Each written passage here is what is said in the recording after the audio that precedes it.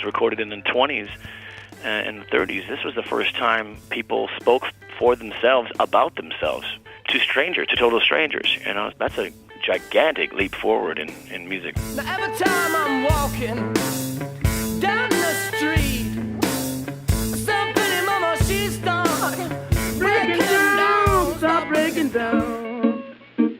Please stop breaking down. Before, there was different styles of music that were popular, and then when recorded phonograph records came out, they were recording all kinds of different things, you know, music, orchestral music, John Philip Sousa type things, polka, oompa, German bands. But this was the first time in history that a single person was writing a song about themselves and speaking to the world. I'm so unhappy, I feel so blue, I always feel so sad. It's very important to American history and also to the history of the world and also to the history of music in general, because it's this amazing time period where lots of different things came together. You had these record companies trying to sell records to urban people, but also rural farmers. And then they decided, well, why don't we sell records to black people in the South, too? We need to record the music that they like.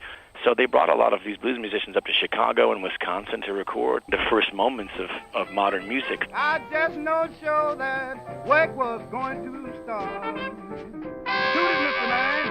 A lot of these records were just ignored once more popular music came along. In the 40s, big band era started and the war started. People kind of forgot about a lot of these blues musicians. They kind of got left to the wayside. That music wasn't interesting anymore until the 60s folk boom picked it back up again and rediscovered all these players. Broke up my home 'cause I didn't have no way. If I walked in here and I was 16 years old and I walked into this record shop and I saw that Blind Willie McTell record cover, I would buy that record immediately. Tommy Johnson, you know, Ishmael Bracey, Roosevelt Sykes. He just sit up and smile. I would buy the whole set of complete works. I would just do that. But when I was 16, I couldn't do that, and I had to wait for somebody, a blues collector, to die for his record collection to be sold. It turned me on to a lot of great music. When I'm at home, I don't really want to put on a CD of Robert Johnson. I'd like to put on a vinyl record of Robert Johnson if I'm sitting in my living room. Early this morning. You know, I'd have no argument against the format. It doesn't matter to me. I listen to a CD in my car or an iPod when I'm on backstage. You know, it doesn't matter to me. But at home, I like to listen to the vinyl record. Early this morning. Ooh.